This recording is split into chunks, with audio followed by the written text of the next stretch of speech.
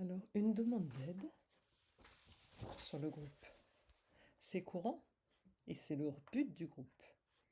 C'est quelquefois le déclencheur d'une motivation pour produire un document qui servira à d'autres. Et je me suis donc autorisée à utiliser cette demande de Rose de Bourgogne. Je publie donc la vidéo après son approbation. Je vais dans le menu Fichier, l'importer. La photo, je l'ai sauvée à partir du site. Elle est en JPEG. Et j'ouvre donc la photo. J'ai deux solutions quand j'importe une photo. C'est de la lier ou de l'incorporer. Pour ma part, je ne fais que la lier parce que je sais que je ne la garderai pas. L'incorporer, c'est de l'ajouter au fichier. C'est un peu alourdir le fichier.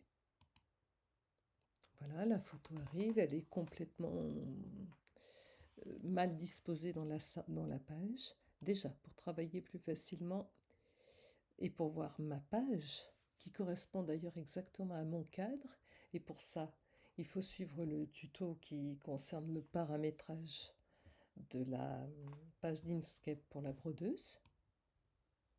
Voilà, donc je déplace ma photo pour que le dessin soit dans le cadre, et je vois que il est mal orienté.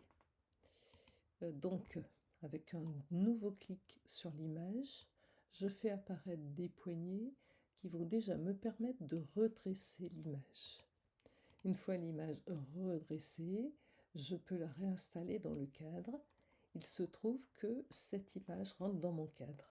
Mais si j'avais un cadre plus petit, eh bien, il me faudrait la réduire en utilisant les flèches de réduction, ou mieux, en utilisant ici, hop, les dimensions, largeur, hauteur. Et pourquoi est-ce que j'ai bloqué le cadenas? C'est parce que je sais que si le cadenas est bloqué, quand je modifierai la largeur, celle-ci, de la photo, je vais le faire de façon très modeste, pour passer à 400, si je regarde bien quand je valide ce qu'il se passe là, hop, c'est bien modifié sur les deux dimensions, puisque c'est le rapport longueur-largeur était cadenassé. Et bien ça me va bien pour le travail. Donc cette photo, je fais apparaître le menu calques et objets, je vais la bloquer sur la page, le temps de travailler.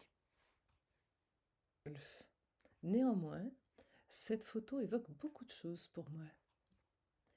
J'aime beaucoup les volutes qui représentent la pelouse, le parcours, souvent avec des courbes, les différentes nuances dans le parcours, de l'herbe vert clair, des zones avec de l'ombre, un drapeau qui vole au vent. Et ce qui m'a paru très facile dans ce motif, c'est le fait que les trois formes principales, disons les quatre avec le drapeau, sont des formes complètement disjointes, donc faciles à appréhender pour un débutant. J'ai eu envie d'utiliser des choses qui rendent des techniques qui rendent cet effet courbe, en particulier la broderie ondulée sur la pelouse et le remplissage guidé sur le drapeau. On aurait pu faire des tas d'autres choix. On aurait pu penser à des aplats et à du remplissage automatique, que je trouve bien trop peu dynamique pour cette image. Donc ce que je vais présenter là, ce sont essentiellement 4 techniques. 2 qui sont la broderie ondulée et le remplissage guidé. On fera le piqué sous forme d'un zigzag et on utilisera une petite colonne satin pour fabriquer le trou. Donc on va laisser le magnétisme désactivé. Le magnétisme, c'est ce qui permettrait d'avoir des zones qui se superposent parfaitement. Je n'en ai pas besoin là. Je vais utiliser l'outil courbe de Bézier dans son mode le plus simple. Pour obtenir une broderie ondulée, j'ai besoin de 2 lignes, une ligne d'un côté, une autre et une deuxième ligne. On peut appeler ça 2 rails. Une courbe de Bézier est définie par des points successifs. Je trouve qu'il est plus facile de fabriquer cette courbe en traçant des points et en ne traitant les courbes que ensuite. Donc je clique à chaque extrémité, à chaque point de la courbe qui me semble caractéristique. Et quand j'ai terminé, j'appuie sur la touche Entrée. Je n'ai pas du tout cette ligne-là. Déjà, elle n'a pas de fond. Si je veux lui donner une couleur, par exemple ce vert clair-là, je clique bouton droit sur la couleur et je définis le contour. Il est vert clair. Si je le trouve un peu fin, je l'épaissis. Là, c'est pas très clair, mais tant pis. Voilà. Je repasse en mode nœud, ou plutôt je passe parce que je ne suis pas encore passée. Je vérifie que tous ces icônes-là qui peuvent avoir des allures différentes selon votre configuration, ces 3 icônes doivent être éclairées. Ils nous indiquent le sens de la courbe. Quand je sélectionne des éléments, par exemple ces 2 points-là en appuyant sur la touche CTRL, ou sur la touche majuscule, pardon, il me met des flèches de sélection. Voilà pour l'essentiel. Alors maintenant, je dois la modifier quand même, cette courbe. J'ai plusieurs façons de modifier une courbe. Soit je me mets directement sur la courbe et j'essaye de la retravailler. Donc vous avez compris que l'objectif, c'est de suivre le dessin. Et c'est finalement relativement facile. Et moins on a de points, plus c'est facile. Les nœuds qui sont sur cette courbe actuellement sont des nœuds durs. Ils sont représentés sous la forme de carrés légèrement retournés.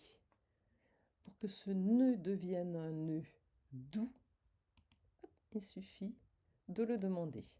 Le carré est rétabli à plat. Mais bien entendu, ma courbe est légèrement modifiée, j'ai besoin de la retravailler. Je peux aussi travailler avec les extrémités des vecteurs. Finalement, j'ai 3 méthodes de travail. Voilà pour la première courbe. On va dire que c'est bon. Je vais tracer la deuxième ligne. J'ai dit pour une broderie ondulée, j'ai besoin de 2 lignes. Donc je reprends la courbe de Bézier. Je ne vais pas partir exactement du même point. Ça, c'est l'expérience qui parle. Parce que si je pars du même point en broderie ondulée, je vais avoir trop de superposition de lignes à cet endroit-là. Donc je pars d'un petit peu plus loin. Et je m'arrête un petit peu avant. Même méthode. Quand j'ai fini, j'ai donc appuyé sur la touche Entrée. Je repasse en mode nœud. Si ma courbe n'était pas sélectionnée, dans le menu Calques et objets, j'ai la liste des objets qui s'affiche. La deuxième courbe, la voilà. Et je viens retravailler. Tiens, ce nœud dur, si je l'adoucissais. Oh là là. Enfer et damnation. Voilà.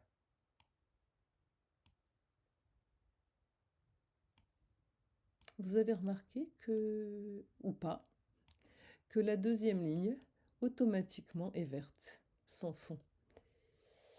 Il mémorise en fait le dernier réglage qu'on a utilisé. Voilà. J'ai mes 2 lignes là, qui déterminent les 2 bords. Si je rends l'image invisible, je vois mes 2 courbes. Alors, pour faire de la broderie ondulée, ces 2 courbes doivent être combinées. Dans le menu chemin, je combine. Voilà. Ça, c'est le côté codage dans Inkscape. Maintenant, on va aller paramétrer ça dans Inkstitch. J'ai codé la broderie ondulée, je vais la paramétrer dans Inkstitch. Donc on me propose à partir de ces 2 lignes de faire un point droit, c'est pas du tout ce que je voulais faire. je veux de la broderie ondulée. Alors il me propose un paramétrage par défaut avec 10 lignes. C'est pas mal. Moi, par goût, je préférerais qu'on ait 2 passages de lignes. Je remonte, je déplace un petit peu pour que ce soit plus clair. Je peux régler un facteur, et ça, il va falloir faire des essais. Je peux régler le facteur d'espacement entre les lignes. Je vais le régler à 1,9. Je pourrais le régler davantage ou à moins de 1. On voit que, ayant modifié ce facteur, on a des espaces progressifs. Au-dessus de 1, on a un espace qui s'élargit là. Au-dessous de 1, on va avoir un espace qui, au contraire, rétrécit. Tout ça, il faut apprendre à le manipuler. On peut aussi régler le nombre de lignes que l'on utilise. Je pourrais faire des espacements plus serrés en choisissant de mettre 15 lignes. Pourquoi pas? Donc voilà ce que rendrait mon motif en broderie ondulée. Je remets l'image en place. Mon premier chemin concerne le grand morceau de pelouse. Je vais créer 2 autres chemins et les paramétrer de la même façon pour ces 2 pelouses-là. Changer le nom des chemins de façon à être plus explicite. Vert foncé. Alors, dans les précautions, ne jamais mettre d'accent, ni de lettres, ni de caractères spéciaux. Sinon, on risque d'avoir des erreurs. Voilà, j'ai la pelouse claire, j'ai le vert foncé du bas, le vert foncé du haut. Je pourrais les appeler 1 et 2. On va passer au drapeau. Le drapeau, je voudrais le faire en remplissage guidé. Et le codage du remplissage, c'est une surface remplie d'un aplat de couleurs. Donc je vais reprendre mon outil de Bézier. Je vais zoomer pour être au plus près du dessin. Voilà. Et je vais dessiner le drapeau. Alors, la différence avec ce qu'on vient de faire, c'est que la forme doit être fermée. Pour fermer une forme, il faut repasser exactement sur le démarrage. Et alors là, on voit très bien, hop, le moment où ça ferme. Et là, je clique. Voilà. Je ne veux pas de contour, je veux un fond rouge. Mais je ne veux pas de contour. Donc je définis un contour vide. Voilà. Maintenant, je redessine ma forme. Une autre forme. Voilà, un petit drapeau qui vole au vent. Allez, j'appelle ça le drapeau. Il va être en remplissage, guidé. Donc il serait bon que je fasse un petit guide. J'aimerais bien que mes points s'alignent en suivant la forme du drapeau. Donc je prends une courbe de Bézier. Et puis, voilà, tout bêtement. Le fond est rouge. Le fond, il y a un fond, il n'y a pas de contour. Je veux pas de fond, par contre, je veux un contour. Ce guide, on le définit bien comme on veut, de la couleur dont on a besoin. Ça n'a strictement aucune importance. La seule vraie importance, c'est qu'on va à un moment dire que cette ligne a un statut particulier. Et dans le menu extension de Inkstitch, ce statut-là, c'est qu'on sélectionne la ligne et qu'on la transforme en guide. À partir de là, cette ligne n'est pas brodable. Elle est même affectée d'un petit symbole. Voilà. Pour que ça fonctionne bien, là où les surfaces et la ligne guide, une ou plusieurs surfaces, mais une seule ligne guide, doivent être regroupées dans un même groupe, dans un même sac. Donc je fais un petit groupe. Voilà. On va aller voir ce qui se passe dans ce groupe-là. J'ai le drapeau et c'est le seul que je puisse paramétrer. extension, ink stitch, paramètres. Alors, je ne veux pas de sous-couche de remplissage, ça me perturbe. Alors, le point de remplissage, par défaut, il me fait un remplissage automatique. Moi, je le veux guidé. Et on voit que ça suit cette fameuse ligne.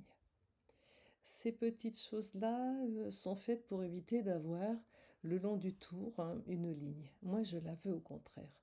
Je ne veux pas que cette ligne qui joint les différentes parties du travail soit dessous.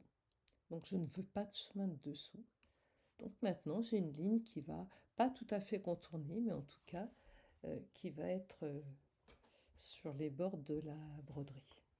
L'espacement entre les rangées à 0,25, je trouve que c'est un peu serré. Donc moi, je remonte à 3. J'aime bien les broderies légères. Et je valide. Notez que dans le bas du tableau, mais vous ne le voyez pas, vous avez la lettre O qui vous permet de voir les points de broderie. Les endroits où l'aiguille va aller piquer. On applique, on quitte. Voilà.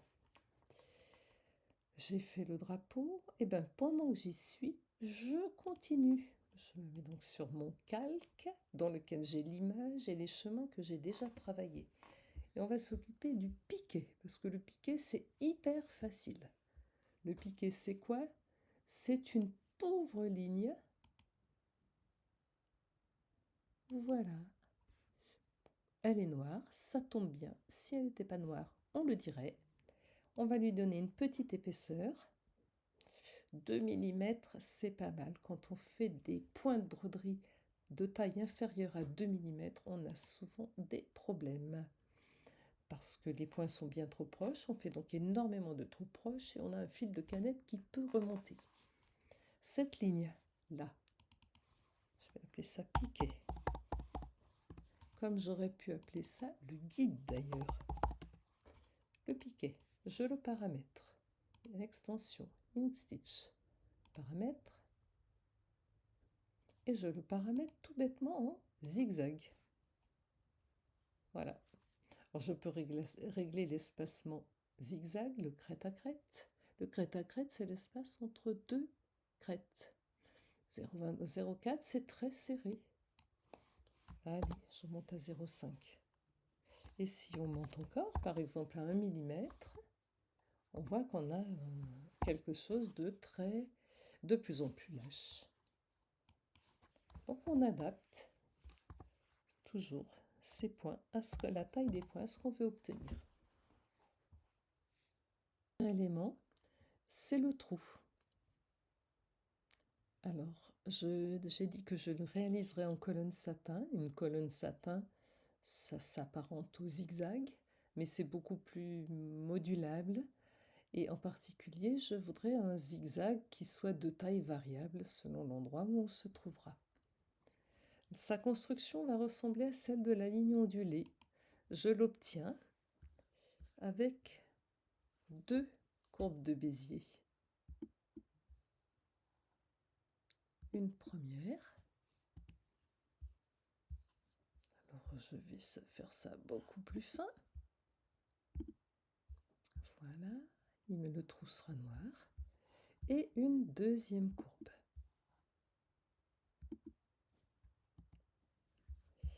Je vais retravailler ces courbes parce que je veux des zigzags entre les deux. Des traits qui relient. Je vais passer très légèrement au-dessus du piqué pour le cacher. Voilà. Ces deux lignes-là, comme dans le cas d'une broderie ondulée, je vais les combiner. Donc chemin, je combine. J'appelle ça le trou.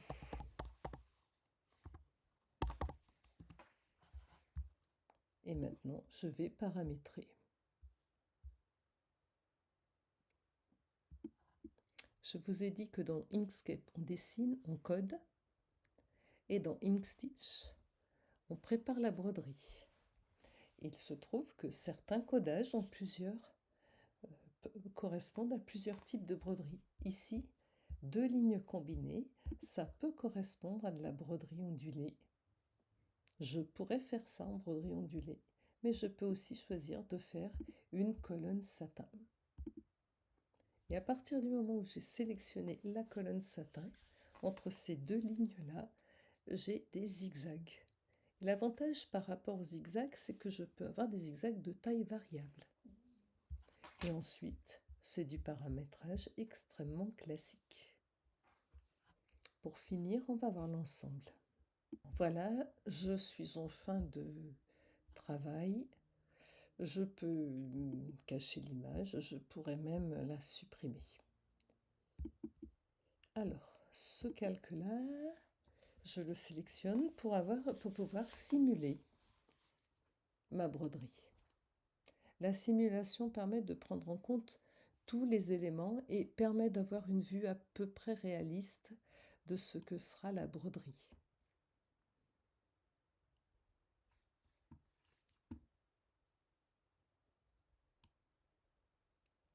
Voilà. Je peux faire les choses plus rapidement si je trouve que ça manque de rapidité. Voilà l'aspect final de ma broderie.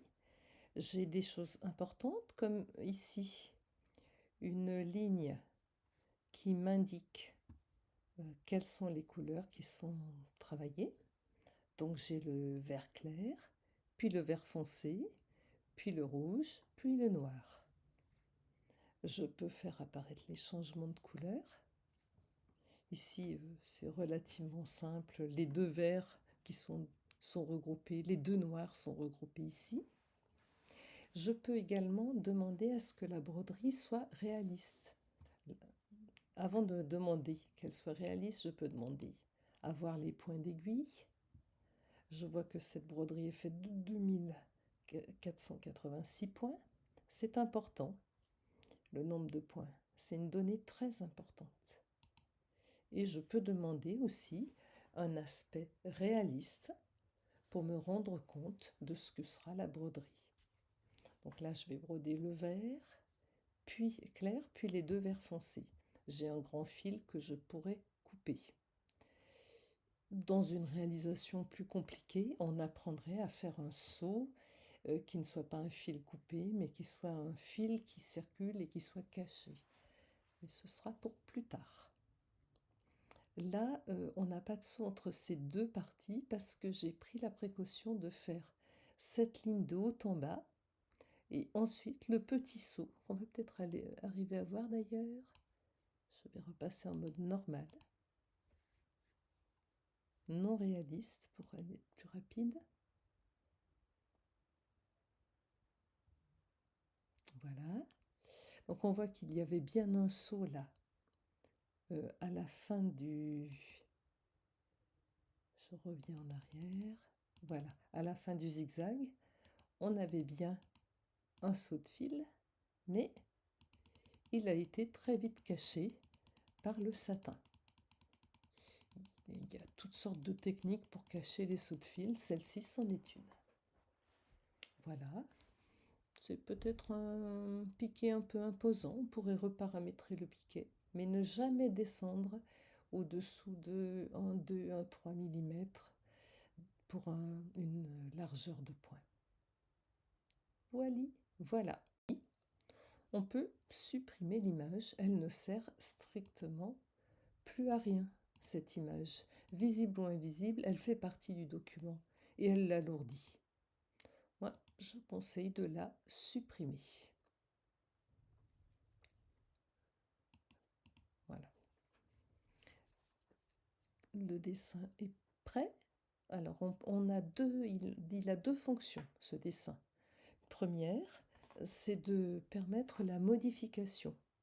On va faire des essais de broderie et si on se rend compte qu'il y a des défauts, des choses qui ne fonctionnent pas bien, on va reprendre le fichier dessin qui est un fichier SVG. Donc je fais un premier enregistrement toujours au format SVG. Je vais l'appeler Rose du nom de son auteur, rose.svg. J'enregistre. Donc ça, c'est le fichier que je reprendrai pour modifier. Maintenant, je dois fabriquer un deuxième fichier pour que ma machine puisse travailler. Et c'est un fichier de points. Ce deuxième fichier va créer tous les points. Donc je choisis l'option enregistrer sous. Et ici, je vais trouver une série de choix liés à InkStitch, qui est un logiciel de broderie. Donc tous les formats de broderie sont précédés de la mention InkStitch. Imaginons que Rose est une machine, Janome ou Elna. C'est le fichier GEF, c'est le format GEF qui va lui convenir. Donc, elle va le programmer au format GEF et automatiquement, son fichier va s'appeler Rose GEF.